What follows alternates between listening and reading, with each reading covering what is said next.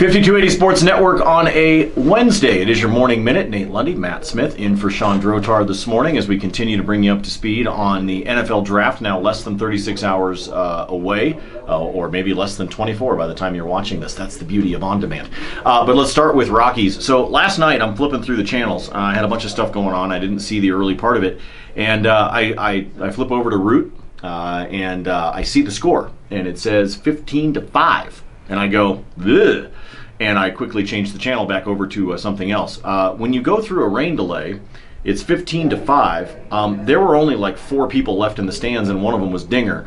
But then the Rockies show some life. Yes, they wind up losing 15-12, but 27 runs? Are you kidding me? Yeah, that was a good loss, honestly. I mean, especially because it's German Marquez who's replacing John Gray, trying to find that fifth starter, trying to see if you have any traction there.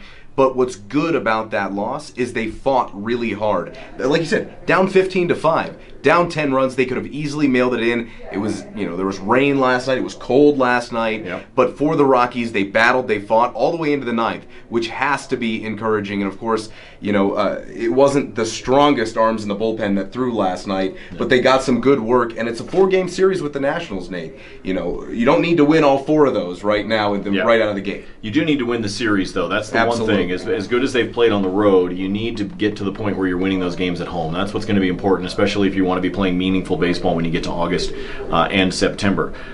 So they will play again tonight. Again, as Matt just mentioned, it is a 4-game set. They play again tonight. Then they will play an afternoon game on Thursday. So 4 of them here with Bryce Harper and the Nationals back at it tonight. Let's see if they can get the winning ways back and ultimately win the series by winning these last 2 games. Want to talk about Chido Awuzie here for a moment. Folks that have followed on 5280sportsnetwork.com know that Matt is our resident coverage, beat writer, reporter, videos, podcasts, everything when it comes to CU and CU football.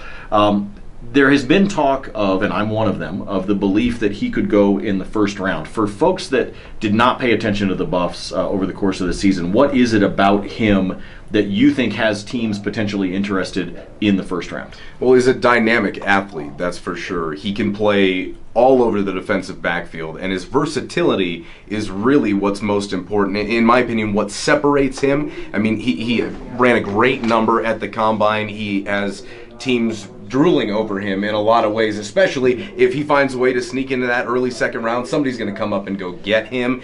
But his versatility, his athleticism, he's a competitor. He can rush the passer from the cornerback position, nickel position, safety. I mean, you could really move him anywhere. It's going to take a team with creativity, but I really think this guy's not only going to be a good player in the NFL, but a legitimate playmaker. And I think that what we've also seen in the NFL over the last couple of years is, and the Broncos are a great example of that, is this idea that you might have 2 starting corners really on your team. Ideally, you want 3. You want that depth because of the different packages, the different substitutions, the nickel you just talked about.